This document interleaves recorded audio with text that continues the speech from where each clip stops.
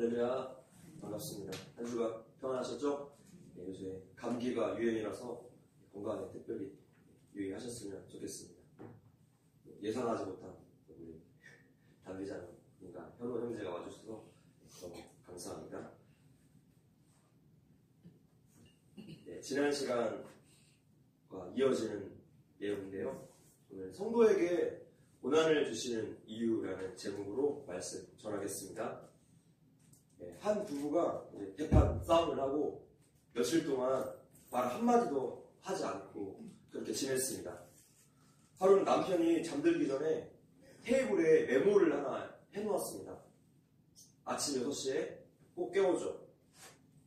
다음날 아침에 남편이 잠을 자다가 깜짝 놀라서 일어나 봤더니 10시가 다 돼가는 거예요. 너무나 아내한테 화가 났고 식탁으로 가서 보니까 테이블 위에 글씨가 적혀 있습니다. 6시에요. 일어나세요. 부부가 서로의 자존심 때문에 힘든 길을 돌아갑니다. 자존심 버리고 서로 용서해야 하겠습니다. 네, 지난 시간 우리가 하나님의 때에 관한 말씀을 들었죠. 하나님의 때와 우리의 때는 다르다. 하나님의 때는 언제나 옳다라는 메시지였습니다. 요셉 이야기의 후반부는 우리 삶에 반드시 적용해야 하는 또 다른 중요한 메시지가 숨어 있습니다. 어쩌면 요셉 이야기의 궁극적인 목적이라고도 할 수 있습니다. 이 술 관원장과의 만남과 요셉의 이 좌절 사건, 그 이후, 그러니까 2년 후에 이집트의 왕 파라오가 꿈을 꾸고 마음이 번민할 때, 그때 비로소 술 관원장이 요셉을 번쩍 생각을 하게 되죠. 급히 왕 앞에 불려온 요셉이 그 꿈을 잘 해석해 주었을 뿐만 아니라 앞으로 나라에 어떤 정책을 펼쳐야 하는가 방법까지도 제시해 주었습니다. 41장 29절입니다. 한번 읽어볼게요. 시작. 온 애굽 땅에 후에 애굽에 흉년이 들므로 애굽 땅에 있던 풍년을 다 잊어버리게 되고 이 땅에 그 기근으로 망하리니 31절. 후에 풍년이 너무 심함으로 이전 풍년을 이 땅에서 기억하지 못하게 되리이다. 요셉은 파라오에게 명철하고 지혜 있는 사람을 택해서 이집트 땅을 다스리게 하고 7년 동안 풍년이 되는 시기에 곡물의 5분의 1을 저장해서 그 후에 있는 7년 흉년을 대비하라고 알려줍니다. 단지 많이 모아서 흉년을 대비하라 이렇게 말했을 수도 있었는데 5분의 1이라는 아주 구체적인 방안까지도 알려줍니다. 하나님께서 요셉에게 지혜를 주신 것이죠. 이 제안에 따라서 파라오가 모든 신하가 좋게 생각해서 받아들였습니다. 38절입니다. 시작. 바로가 그의 신하들에게 이르되 이와 같이 하나님의 영에 감동된 사람을 우리가 어찌 찾을 수 있으리요 하고 요셉에게 이르되 하나님이 이 모든 것을 내게 보이셨으니 너와 같이 명철하고 지혜 있는 자가 없도다. 이집트 왕은 비록 죄수이지만 권위가 있고 당당한 요셉이야말로 하나님의 영에 감동된 사람, 곧 하나님께서 지혜와 명철을 더해주신 사람이라는 것을 알아차립니다. 그래서 요셉을 곧바로 이 이집트를 땅을 다스리는 총리로 임명했죠. 성도인 우리가 이 땅 살아가면서 우리 주변 사람들에게 보여줘야 하는 모습이 바로 이것입니다. 하나님의 자녀는 달라도 뭔가 다르다는 것이죠. 요셉은 죄수의 신분임에도 불구하고 그에게는 하나님의 영감과 또 영화로운 그 모습들이 있었습니다. 요셉에게 있는 그 무언가가 다른 모습이 바로 오늘 우리에게도 있어야 한다는 것이죠. 자, 성령의 감동을 받은 사람의 특징은 무엇일까요? 어떤 종교적인 뜨거움, 이런 쪽으로 우리가 생각을 하기 쉬운데 그렇지 않습니다. 성령의 감동을 받은 사람들의 특징은요, 기쁨, 감사, 겸손, 정직, 욕심 부리지 않고 만족할 줄 아는 것, 성실함이 나타납니다. 곧 우리가 믿는 주인의 성품이 나타난다는 것이죠. 하나님의 성품이 우리에게서 나타날 때 그때 세상이 주목할 수밖에 없습니다. 여기에서 우리가 하나님께서 마음만 먹으시면 어떤 일이라도 아주 간단하게 처리되는 것을 볼 수 있습니다. 요셉이 지금 한순간에 죄수에서 대제국 20대 총리로 신분이 바뀌는 것을 우리가 보고 있습니다. 하나님께서 꿈을 파라오에게 사용하셔서 지금 요셉을 한순간에 총리로 만드셨어요. 이것이 바로 하나님의 방법이죠. 41장 19절 보면 한번 읽어볼까요? 시작. 그 뒤에 또 약하고 일곱 암소가 올라오니 그같이 흉한 것들은 애굽 땅에서 내가 아직 보지 못한 것이라.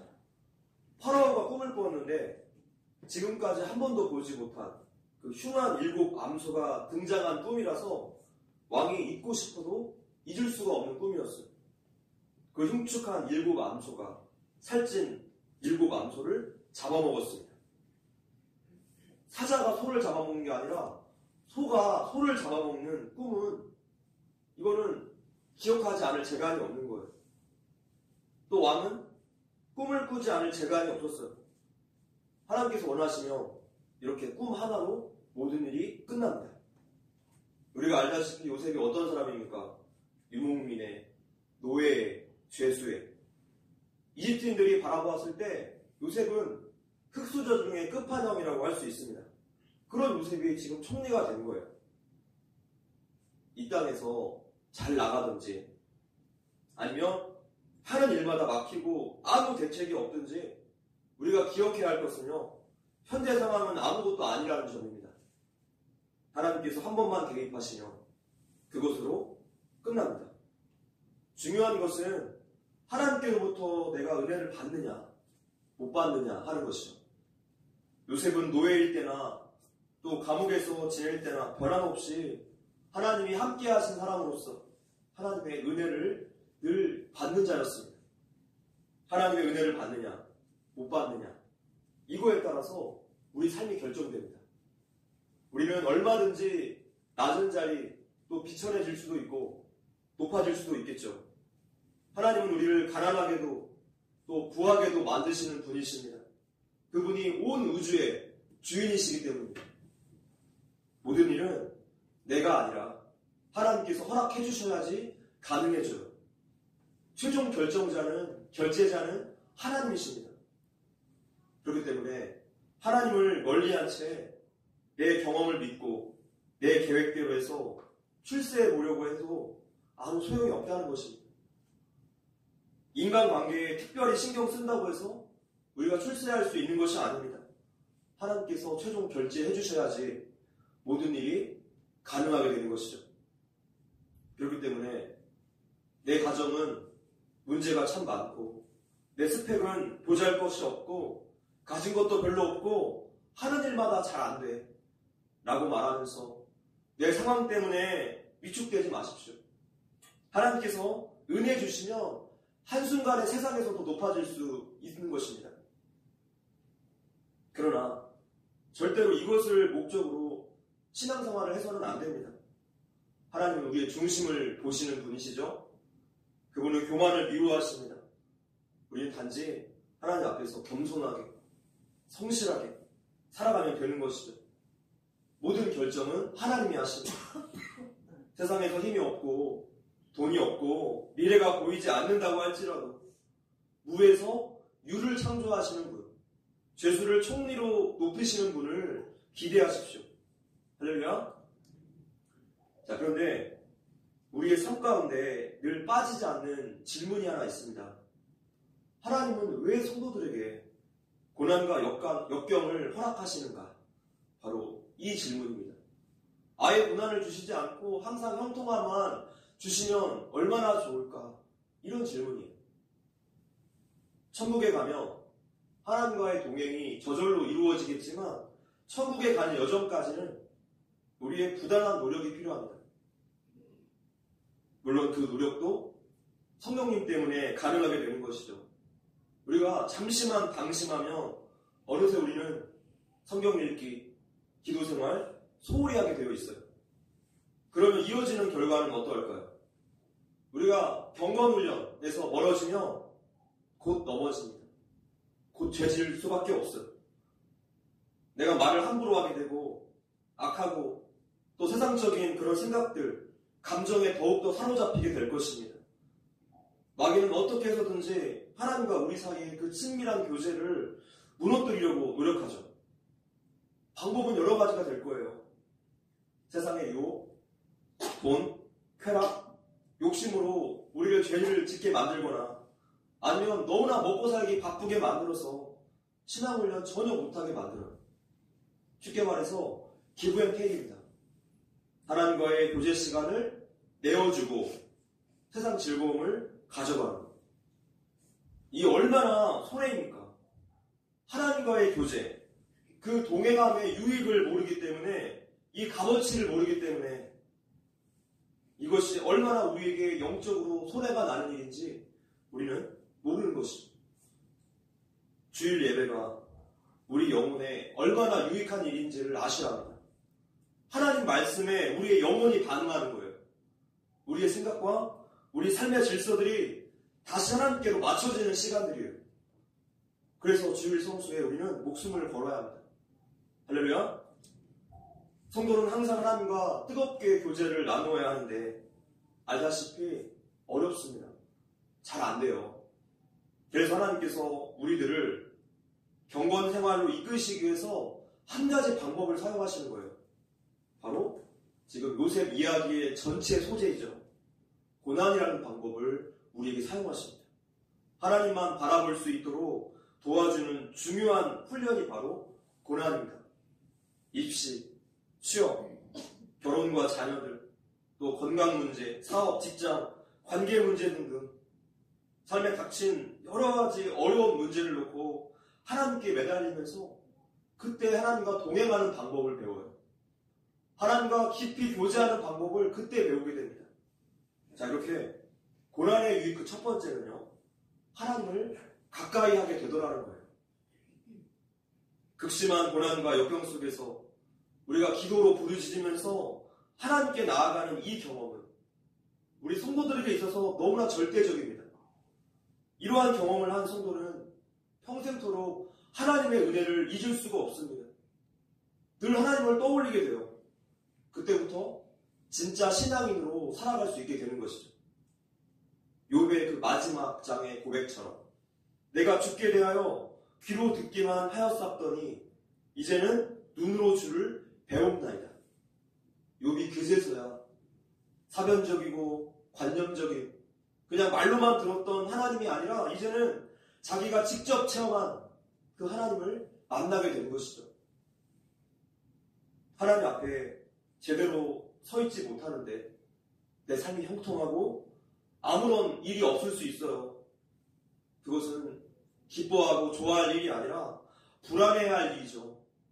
하나님이 어떤 더 큰 고난을 우리에게 주실지 모르기 때문에 또는 하나님이 돌보시지 않는 것, 유기일 수도 있기 때문입니다. 성도는 고난의 훈련을 통해서 우리가 혹시 높아지더라도 하나님을 떠나지 않는 신앙인으로 자랄 수 있게 됩니다. 그래서 고난은 하나님의 선물이고 우리를 향한 하나님의 부르심이에요. 자꾸만 세상에 한눈 팔고 곁길로 가는 우리들을 고난을 통해서 다시 제자리로 불러주시는 것이죠. 어떤 책에서 고난에 대해서 이런 글을 보았습니다. 하나님이 우리에게 고난을 보내주셨다. 고난은 천국에서 파송된 일꾼이다. 나태하거나 정신을 못 차리고 있는 사람들을 찾아가서 그들로 하여금 기도하게 만든다. 너무나 공감이 되는 글이죠. 고난의 시간에 우리가 해야 할 일은 하나님을 더 가까이 하는 것입니다. 고난은 우리를 하나님께로 가까이 밀어주는 그런 도구입니다. 시편 말씀에 합독할까요? 시작. 내 영혼아, 내가 어찌하여 낭망하며 어찌하여 내 속에서 불안하여 하는고 너는 하나님을 바라라. 그 얼굴의 도우심을 인하여 내가 오히려 찬송하려다. 아멘. 시편 기자는 고난이 찾아와서 자꾸 낙심하려는 자기 자신을 꾸짖습니다. 하나님의 도우심으로 하나님을 여전히 찬양한다고 고백하고 있어요. 우리도 고난이 와서 자꾸만 마음이 낙심될 때 자기 자신에게 야단쳐야 돼요. 하나님께 소망을 주셔야 합니다. 할렐루야. 17세부터 30세까지 무려 13년 동안 온갖 어려움과 환난을 겪은 요셉은 하나님의 은혜를 입어서 드디어 이집트의 총리가 되었습니다. 총리가 된 이후로 예견한 대로 7년 풍년에 이어서 7년 흉년이 찾아오죠. 그러던 어느 날 요셉은 이집트의 곡식을 사러 온 10명의 형제들을 만나게 됩니다. 어떤 기분이었을까요? 요셉이 모른 체 하면서 그 형제들을 정탐꾼으로 몰아서 그 중에 시몬을 볼모로 잡은 뒤에 양식을 주고 형들을 집으로 돌려보냅니다. 막내 동생을 데리고 오라고 하는 거죠. 그런데 요셉이 총리가 된 후에 일어난 이 복잡한 가정사를 성경이 왜 이렇게 자세하게 기술하고 있을까요? 성경은 요셉의 고난을 성공 이야기로 결론 지어서 해피엔딩으로 그냥 끝내지 않았습니다. 그 뒤에 이야기가 더 많이 있죠. 사실 이것은 우리가 바라는 인생 시나리오일 거예요. 이러한 성공 스토리 때문에 사실 우리 한국교회 성도들이 요셉을 참 좋아합니다. 그러나 총리 이후에 이 복잡한 가정사가 세밀하게 기록된 이유는 하나님께서 우리에게 말씀하시고자 하는 메시지가 있는 것입니다. 오히려 성경은 13년의 연단과 하나님의 은혜를 받은 뒤에 요셉이 어떤 사람으로 변화되었는가 지금 이것을 보여주고 있어요. 연단의 결과 요셉은 하나님 나라에 합당한 성품의 사람이 되었습니다. 그래서 성경은 형들을 보내고 다시 돌아오게 하는 이 복잡한 과정들을 일부러 기술하면서 지금 요셉의 변화, 요셉의 성숙함을 보여주고 있습니다.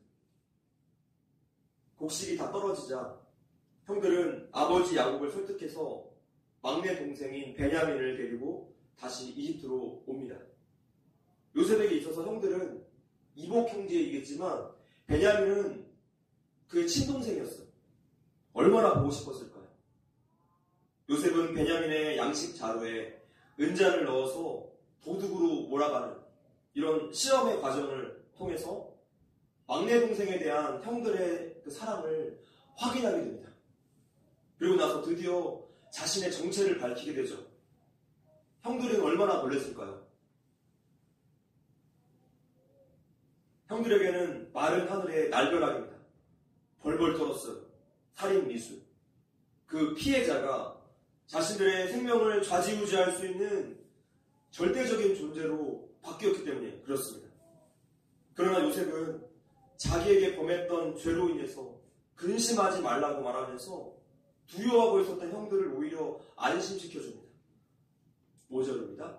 시작. 당신들이 근심하지 마소서. 한탄하지 마소서. 하나님이 생명을 구원하시려고 나를 당신들보다 먼저 보내셨나이다. 요셉의 모습을 통해서 우리는 천국 백성들의 성품을 배웁니다. 이 시대에 우리가 나아가야 할 방향이고 고난의 결과물이에요.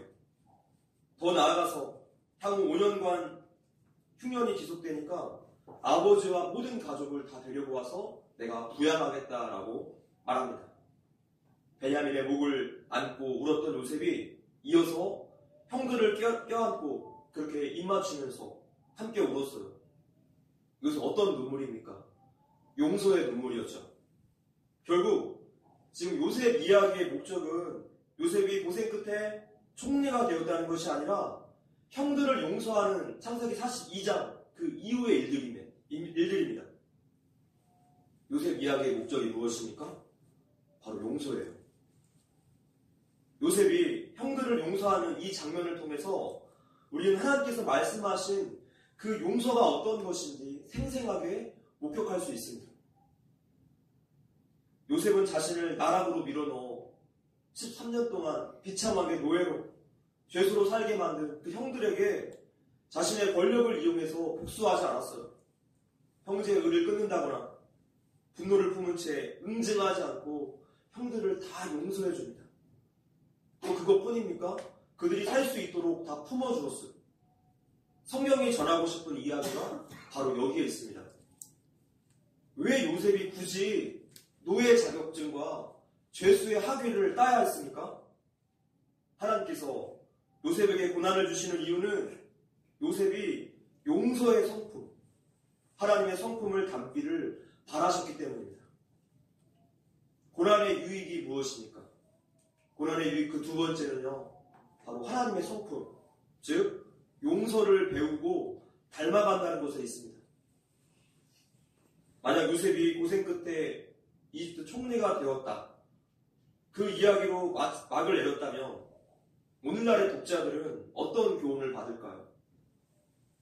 노예로 팔려온 이방 소년이 갖은 고생 끝에 총리가 된 것은 세상의 눈으로 보았을 때 그야말로 대박 난 거죠. 기도를 열심히 해서 하나님 잘 믿어서 복 받았다. 이런 것이 신앙생활의 결과물이 절대로 아닙니다. 이것은 세상 다른 종교의 관점일 거예요. 성경의 관점은 전혀 다른 것에 집중하고 있습니다. 요셉이 총리가 된 것보다 더 중요한 것은 요셉이 형들을 용서한 것에 포커스가 맞춰 있어요. 이것이 요셉의 인생에서 가장 중요한 장면이죠. 요셉은 하나님이 우리에게 요구하시는 용서의 진수를 보여주고 있습니다. 레위기서 말씀 읽어볼게요. 시작. 원수를 갚지 말며 동포를 원망하지 말며 내 이웃 사랑하기를 내 자신과 같이 사랑하라. 나는 여호와이니라. 하나님께서 지금 이 말씀 하고 싶으신 거예요. 우리의 원수는 어떻게 해서든지 우리에게 해를 주고 우리를 해치려고 애를 쓰는데, 그럼에도 불구하고 하나님은 이 원수의 유익을 위해서 애쓰라고 말씀하고 계십니다. 왜냐하면 이것이 바로 하나님께서 우리를 대해주신 방식이기 때문입니다. 하나님께서 원수인 우리들을 위해서 자기 자신을 주셨다며 그분을 믿고 따르는 우리 또한 그대로 그 사랑 방식대로 따라가야 하는 것이죠. 우리 동영상 하나 보겠습니다. 그 바탕화면에 있는데요.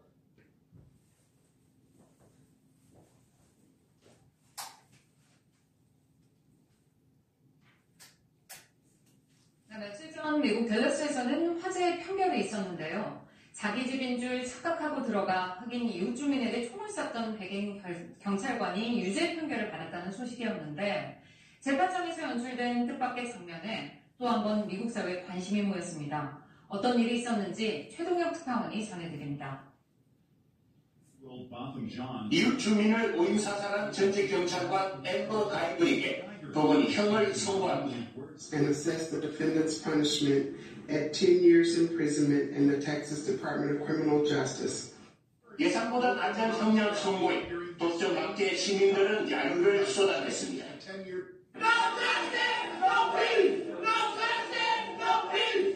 하지만 같은 시각 법정 안에서는 뜻밖의 일이 벌어집니다.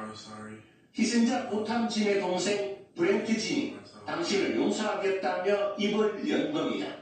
I can speak for myself. I forgive you. And I know if you go to God and ask Him, He will forgive you. 이어 판사에게 가이브를 포옹해도 괜찮겠냐며 묻습니다. I don't know if this is possible, but can I give her a hug, please? Please? Yes. 그렇게 두 사람은 정석 앞에서 한참을 포옹하며 대화를 나누고 그가 가이브의 느낌이 법정을 가득 채웠습니다. That's the spirit in which I think we want to move forward. With a spirit of forgiveness, faith, and trust. 아직 10대에 불과한 피해자 동생이 보여준 용서의 포옹에 지역사회는 감동과 찬사의 메시지를 보내고 있습니다. 로스앤젤레스에서 KBS 뉴스 최동혁입니다. 며칠 전 미국 댈러스에서는 화재의 판결이 있었는데요. 자기 집인 줄 형을 죽인 원수를 신동생이 용서했습니다. 이분은 하나님께 얼마나 많이 물어보았을까요? 그러나 그 그는 기도할 때마다 돌아오는 대답은 한결같았어요. 용서하라. 용서하라. 그는 이 시대의 요셉이고 용서의 사람이 아닐까요? 요셉의 용서는 신약으로 이어지는데 그때 가장 큰 꽃을 피웁니다. 곧 예수 그리스도의 십자가 죽음을 통한 죄의 용서였습니다. 이 시대 우리가 하나님께 받은 용서가 아닙니까? 형을 죽인 경찰처럼 우리의 죄가 예수님을 십자가에 죽였습니다. 그렇게 하나님은 원수된 우리를 사랑하셨고 예수님의 십자가 죽음을 대가로 우리의 죄를 용서해 주셨어요. 예수님께서 붙잡히셨을 때 유대인 경비대가 예수님께 침을 뱉었고 그분의 얼굴을 때렸고 그 다음 로마 군인들이 그대로 따라합니다. 그들은 예수님께 가시관을 씌웠고 왕이 입는 자색 옷을 입혔고 갈대 호를 주었고 그렇게 야유하고 조롱했어요. 그러나 예수님은 끝까지 평강을 유지하시면서 잔인한 조롱을 계속하는 그들에게 끝까지 복수를 거부하십니다. 예수님은 말로만 하지 않으시고 자신이 먼저 악한 자를 대적하지 않는 것, 용서의 모범을 우리에게 보여주셨습니다. 그렇게 하나님의 용서의 진수를 드러내신 것이죠. 용서는 비난과 미움, 분노 일색인 요즘 시대에 어쩌면 가장 필요한 우리 성도의 성품인지 모르겠습니다. 성도 여러분, 신앙인으로서 오늘 나의 목표는 무엇입니까? 세상에서 잘 나가서 총리가 되는 것입니까? 물론 그것도 좋겠죠. 그러나 이런 것은 목표가 될 수가 없어요. 목표는 더 뒤에 있습니다. 이 땅에서 우리가 어떤 위치에 있든지 어느 장소에 있든지 우리가 하나님의 자녀됨을 드러내는 것이 우리의 목표예요. 세상에서 인정받는 지위에 올라가서 잘 사는 것, 이것은 신앙의 영역이 아니라 세상의 영역이죠. 세상의 영역은 우리의 도구이지 우리의 목적이 아닙니다.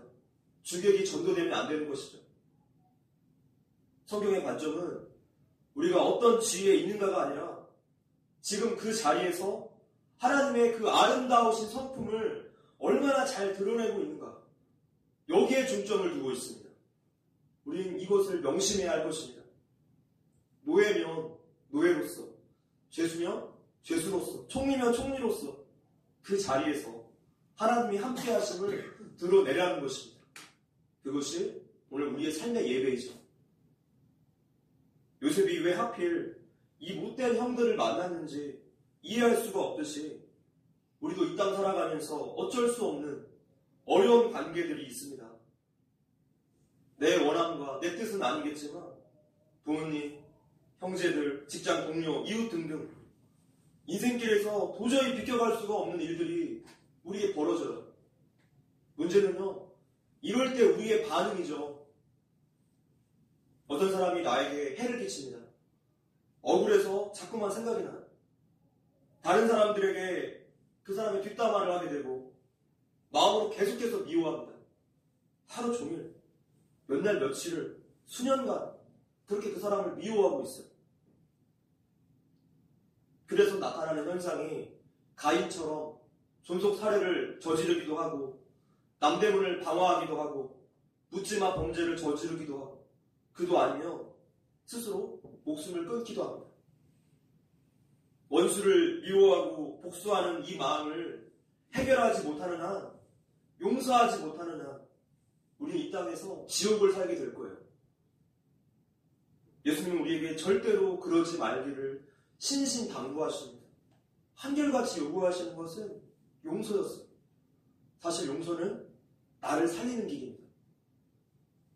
연단을 받고 그렇게 하나님의 은혜를 받은 요셉의 모습은 어떻습니까? 아버지 야곱이 죽은 다음에도 형들은 그때까지도 너무나 불안했어요.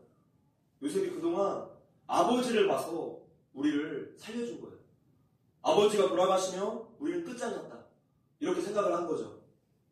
그래서 돌아가신 아버지의 이름을 빌려서라도 형들은 요셉에게 사정사정 했습니다.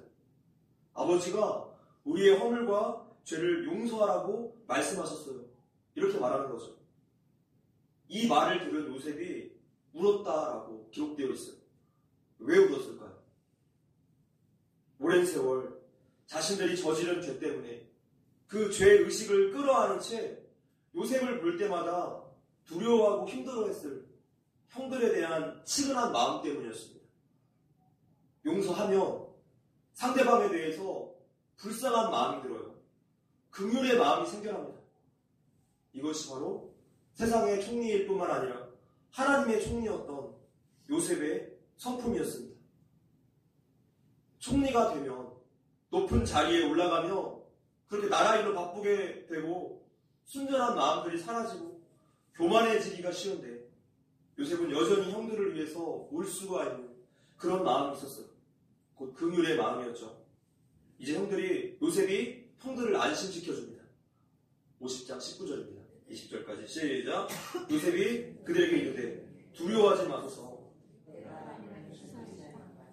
당신들은 나를 해하려 하였으나 하나님은 그것을 선으로 바꾸사 오늘과 같이 많은 백성의 생명을 구원하게 하시려 하셨나니. 21절. 두려워하지 마소서. 내가 당신들과 당신들의 자녀를 기르리이다 하고 그들을 간곡한 말로 위로하였더라. 아멘. 하나님은 용서에 대한 정의를 다시 내리십니다. 용서는 내가 꾹 참는 것으로 끝나는 것이 아니라 상대방에게 선행을 베푸는 것까지 나아가야 한다는 것입니다. 악을 악으로 이기는 것이 아니라 선으로 이기는 것이 하나님께서 우리에게 알려주신 관계 방식입니다. 예수님께서 산상수훈에서 누누이 말씀하신 바로 그 관계 방식이죠. 세상의 사람들은 이 방법을 모릅니다. 용서를 뛰어넘어서 오히려 선행을 베풀기까지 하는 이 마음이 하나님의 방법이에요. 하나님의 뜻은 명백하죠. 용서하는 것. 우리가 선으로 반응하는 것. 우리에게 이러한 모습이 나타날 때 하나님의 영광이 드러납니다. 우리가 좀 전에 보았던 동영상처럼 미국 사회가 이 동생을 왜 주목했습니까? 동생의 용서함을 통해서 하나님의 영광이, 그분의 성품이 드러났기 때문이죠. 말씀을 맺겠습니다. 요셉 이야기를 통해서 하나님께서 우리에게 가르쳐 주시고자 하는 메시지는 하나님 나라의 그 자녀다운 성품, 특별히 용서의 성품을 우리에게 요구하십니다. 우리는 세상 사람들처럼 사랑하는 것이 아니라 하나님처럼 사랑해야 할 것입니다. 타락한 옛사람의 삶은 공정한 처리의 근거예요. 손에 입으면 복수하고 호의에는 보답하는 것. 그러나 구원받은 새로운 삶의 삶은 하나님 사랑에 근거하죠. 하나님은 당신의 성품을 우리에게 만드시기 위해서 우리 인생에 고난을 주시고 하나님을 가까이 할 수 있도록 그렇게 이끌어 나가십니다. 인생의 고난 속에서 보석처럼 빛나게 될 우리의 성품이 하나님을 기쁘시게 할 것입니다. 우리의 신앙의 목적지는 어디입니까? 세상적인 형통함과 복이 아니라 하나님의 성품입니다. 아멘.